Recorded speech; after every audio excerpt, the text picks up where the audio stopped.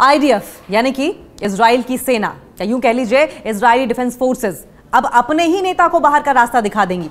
सत्ता की कुर्सी पर बस कुछ दिन के मेहमान है नेतन्याहू। बेंजामिन नेतन्याहू के खिलाफ कौन कर रहा है साजिश? क्या आईडीएफ बेंजामिन नेतन्याहू को सत्ता से बेदखल कर देगी? अब बहुत कम दिन के मेहमान है नेतन्याहू।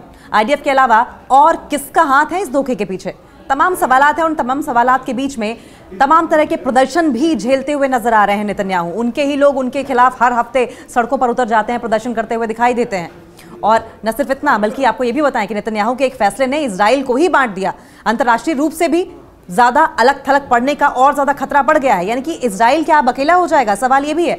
ब्रिटेन के प्रधानमंत्री कियर स्टार्मर ने इजराइल के डिसीजन को गलत बताया है और नेतन्याहू सरकार से इस पर दोबारा विचार करने की अपील की है। इजरायली पीएम की प्रस्तावित योजनाओं की अगर बात करें तो संयुक्त राष्ट्र ने इसकी निंदा की है। हालांकि अंतर्राष्ट्रीय दबाव के बावजूद भी इस बात की पॉसिबिलिटी बहुत कम है कि नेतन्याहू जो है वो अपने स्टैंड से पीछे हटेंगे। आईडीएफ में कर्नल और उससे ऊपर के जो ऑफिसर्स हैं उनकी नियुक्ति को लेकर भी इजरायली रक्षा मंत्री, इजराइल कॉर्ड्स और आईडीएफ प्रमुख इयाल जमीर के बीच मतभेद खुलकर सामने आ गए हैं। यानी कि अब आईडीएफ की सेना जो उनके जवान हैं, साथ साथ आईडीएफ के जो ऑफिसर्स हैं उनकी बनती हुई दिखाई नहीं दे रही है नेतन्याहू के साथ। 36 का आंकड़ा दिखाई दे रहा है। अब सवाल यह भी है कि क्या आईडीएफ ही सत्ता से, सिंहासन से बेदखल होने के नेतन्याहू का एक कारण बन जाएगा? देखिए, कॉर्ड्स ने एक बयान में कहा कि वो सैन्य स्टाफिंग के फैसले पर कड़ी नजर रख रहे हैं। कॉर्ड्स ने कहा कि 7 अक्टूबर की घटनाओं के बाद अब कोई भी सेना की निगरानी में नहीं है। सवाल यह है कि अगर सेना एक्टिवली पार्टिसिपेट नहीं करेगी तो नेतन्याहू किस तरीके से ये जो तमाम फ्रंट्स पर उन्होंने युद्ध खोल रखा है, मोर्चा खोल रखा है, वॉर फ्रंट्स खोल रखी हैं, डील कैसे करेंगे? क्योंकि एक बात यह भी है कि आईडीएफ की ओर से साफ तौर पर मना कर दिया गया है। आईडीएफ के तमाम ऐसे कर्मचारी हैं, तमाम ऐसे जवान हैं जिन्होंने गाजा में जाकर लड़ाई लड़ने की बात से इनकार कर दिया है। हर तरफ से कमजोर पड़ते नजर आ रहे हैं नेतन्याहू के एक फैसले ने इजराइल को ही बांट दिया है। अंतर्राष्ट्रीय रूप से और ज्यादा अलग थलग पड़ने का जो खतरा था वो तो बढ़ ही गया है। अब देखिए, स्टार्मर ने इजराइल के फैसले को गलत बताया है। ब्रिटेन लगातार मुखालफत कर रहा है इजराइल के फैसलों की और नेतन्याहू सरकार से इस पर तुरंत दोबारा विचार करने की अपील कर रहा है। इजरायली प्रधानमंत्री की प्रस्तावित योजनाओं की संयुक्त राष्ट्र ने कड़ी निंदा की है और अब नेतन्याहू हैं कि वो अपने रुख से पीछे हटने को तैयार नहीं है। देखिए, इजरायली प्रधानमंत्री बेंजामिन नेतन्याहू का देश के अंदर ही जबरदस्त तरीके से विरोध हो रहा है। बहुत ही मुखालफत हो रही है उनके खिलाफ नारे लगाए जा रहे हैं। और वजह क्या है? वजह है गाजा पट्टी में एक सैन्य अभियान की उनकी विवादास्पद योजना। इसे लेकर सेना के जो टॉप कमांडर्स हैं, शीर्ष नेतृत्व के लोग हैं, उन्होंने एक वार्निंग भी जारी की थी, चेतावनी जारी की है। जबकि बंधकों के परिवारों ने इस बात का विरोध जताया है कि ऐसा नहीं होना चाहिए। बार बार इस बात को लेकर धमकी दी जा रही है कि वहां पर जो होस्टेजेस हैं गाजा में उन्हें छोड़ दिया जाए, लेकिन ऐसा कुछ होता ग्राउंड पर दिखाई नहीं दे रहा है। आशंका ये भी बताई जा रही है कि इससे और ज़्यादा आम फिलिस्तीनी लोग जो हैं वो मारे जाएंगे और इन्हीं आम फिलिस्तीनी लोगों के मारे जाने को लेकर वहाँ पर जो इजरायली फोर्सेस हैं उन्होंने गाजा में जाने से मना कर दिया है। संभवतः उन्हें अपनी जान का खतरा भी सता रहा हो।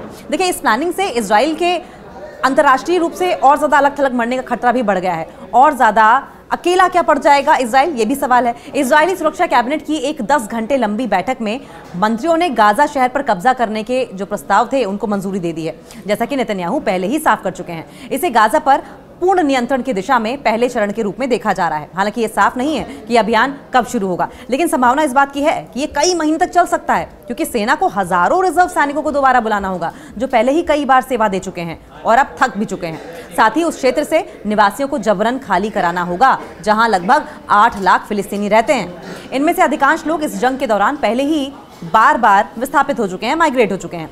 इजराइल गाजा को अपने पास नहीं रखना चाहता, नेतन्याहू ऐसा कह रहे हैं।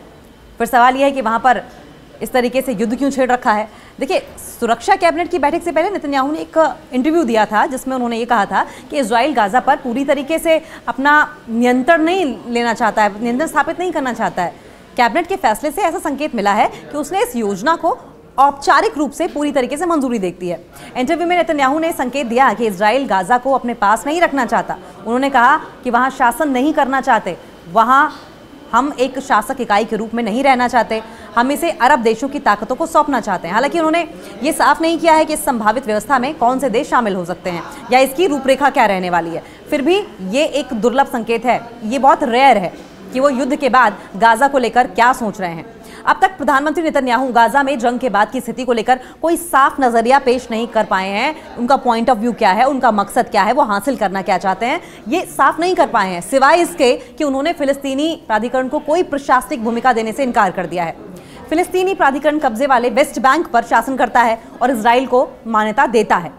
इस योजना से इजराइल फिर से उन देशों के निशाने पर आ सकता है जो पहले ही गाजा की स्थिति को लेकर नाराजगी जता चुके हैं, जैसे कि ब्रिटेन हो गया, फ्रांस हो गया, और इजराइल से जंग रोकने की अपील कर चुके हैं। ये जंग 7 अक्टूबर 2023 को हमास के हमले के बाद शुरू हुई थी। ब्रिटेन के पीएम कीयर स्टार्मर ने इजराइल के फैसले को गलत बताया है और बेंजामिन नेतन्याहू की इन योजनाओं का इजरायली सेना के chief of staff lieutenant general Eyal Zamir ने कड़ा विरोध किया।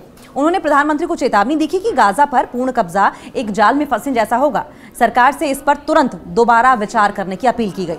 इजरायली प्रधानमंत्री की प्रस्तावित योजनाओं की संयुक्त राष्ट्र ने भी निंदा की। हालांकि अंतर्राष्ट्रीय दबाव के बावजूद इस बात की संभावना बहुत कम है कि नेतन्याहू अपने रुख से पीछे हटे।